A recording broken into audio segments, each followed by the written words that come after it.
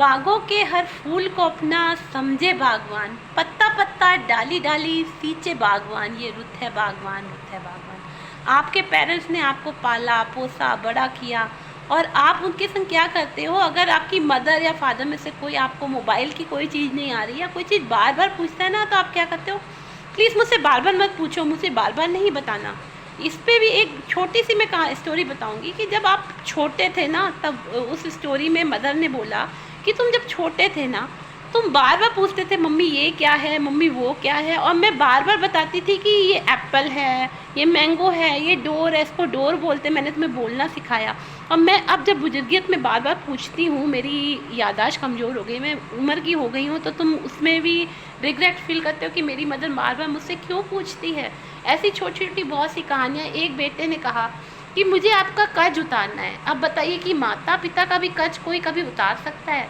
उसने बोला कि मुझे आपका कर्ज उतारना है, तो माँ ने कहा ऐसे तो नहीं उतरेगा, 2 रातें तू मेरे साथ मेरे ही रूम में सो।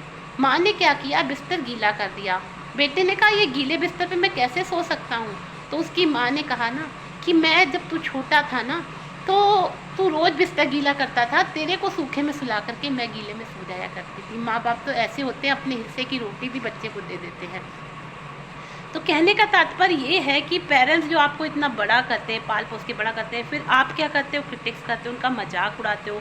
ऐसे ऐसे पेरेंट्स हैं जो गरीब हैं, पढ़ लिख नहीं सकते, उन्होंने अपने बच्चों को कहा कि मैं पढ़ा लिखा नहीं हूँ तो मैं अपने बच्चों को पढ़ाऊँगा। उन्होंने पढ़ा लिखा के कलेक्टर बना दिया, उनको अच्छी अच्छी पोस्ट पर बैठा दिया, डॉक्टरी करा दी। और जब बच्चे पढ़ने लग जाते हैं, विदेश चले जाते हैं या कोई पोजीशन पे आ जाते हैं, तो पेरेंट्स को वो विधवा आश्रम में या अनाथालय में, जो भी मदर्स होती हैं विधवा आश्रम में चली जाती हैं, ओल्ड एज होम में चले जाते हैं। तो ये क्या है, ये ओल्ड एज होम क्यों बने? इस पर एक छोटी सी स्टोरी थी। एक बहू को कहते हैं ना कि बेटियां हो, आजकल बेटियां भी नहीं सुनती, लेकिन फिर भी एक स्टोरी थी कि बेटियां हो तो शायद माँ बाप कम जाएंगे ओल्ड एज होम में, वृद्धा आश्रम में। तो उस पर एक स्टोरी थी, एक पति ने पत्नी से कहा कि माता जी आ रही हैं। तो उसने कहा अरे माता जी उनको दूसरे भाई के पास भेज दीजिए, मेरे पास इतना टाइम नहीं है माता जी के आने का और मैं उनको तीमारदारी करूँ, ये कौन बुढ़ी रोज़ रोज़ आ जाती है। थोड़ी देर बाद उसे पता चला कि माता जी उसी की आ रही थी, भाई भाभी से झगड़ा हो गया था तो उसकी माता जी आ रही थी। जब वो आई ना माता जी, तो पति ने कहा मैं तो तुम्हारी माता के लिए कह रहा था, मेरी माता जी नहीं, तुम्हारी माँ आ रही थी।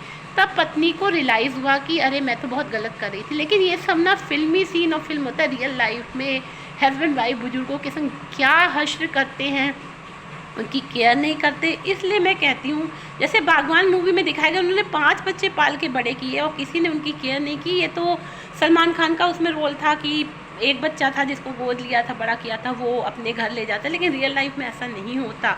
कोई सलमान खान नहीं आने वाला आपकी लाइफ को सुधारने के लिए। इसलिए जो बुजुर्ग हैं, माता पिता हैं, या जो यंगस्टर भी हैं और जो अभी मिड एज में हैं, वो समझ ले कि आप अपने बच्चों को प्यार दीजिए, निगरानी में रखिए, लेकिन ऐसा मत करिए कि अपना सब कुछ उस पर निछावर करके आपके पास कुछ भी नहीं रहा। आखिरी में आप अपने लिए एक सिक्योरिटी रखिए, सॉफ्ट कॉर्नर रखिए बच्चों के लिए, लेकिन बच्चों को संभाल के रखिए, उनको आपकी रिस्पेक्ट करनी आनी चाहिए और ओल्ड एज होम में जाने की नौबत ना आए। इसलिए अपने लिए कुछ ना कुछ बचा के रखिए कि बुढ़ापे में आपके काम आएगा।